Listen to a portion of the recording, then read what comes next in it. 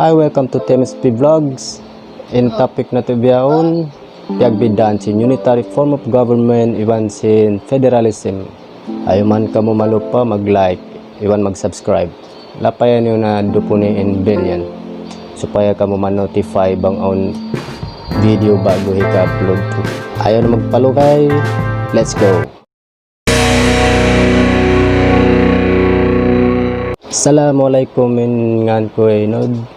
In topic na to biyahon amon piagbidan sin unitary form of government iwan sin federalism. Biyahon in Philippines, unitary form of government. Akon katan sin kusog atawa power iwan pamarintayaon halawom sin central government. Katan sin income iwan pundo hamang regional government makakadto pa central government. Jariin mga regional government bang magkalagihan budget suway matto kumawa pa central government. Federalism isab in kusog atawa power mabagi magduwa. Amo na in national federal government iban sin local state government.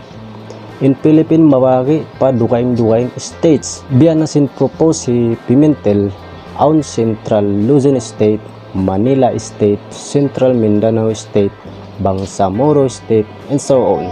Example, Bangsamoro State, in kawaluan % income, iwan pundo, steady na halawom sin Bangsamoro State. In kawaluan % makakadto pa National Federal Government. Halawom sin kawaluan % income, iwan pundo sin Bangsamoro State. In katluan % makakadto isab pa local state government. Kapituan % makakadto pa city, municipality, barangay, iban province. Sa tiap state, on senators iban representative nila kandi. In legislative powers, bagi on national federal government iban local state government. In other words, tanggung jawab sin federal government in pakarajaan, military, iban mag-protect atawa magtaming sin katilingkal Philippines. In tanggung jawab isab sin local state government mga project, budget, iban pagpaon sara halawom state nila kandi. Habihayaon unitary form of government katan sin facilities, technology, iban pundo dito katan halawom sin central government. Jari katan sin kalagihan atawa kialagihan sin sa tiap region kamuamuan di minsan makapaon atawa magtanggo na sadya. Hapan dapat Duterte in pagkaradyaan sin pag-charter change dahing ha unitary form of government pa federalism ini makapa-improve adil in panara maka-reform ha economy sin sa tiap states ha Philippines. Habihayaon unitary form of government. Ha Manila sadyain sumambo atawa mag-improve bang ha federalism katilingkal Philippines mag-improve.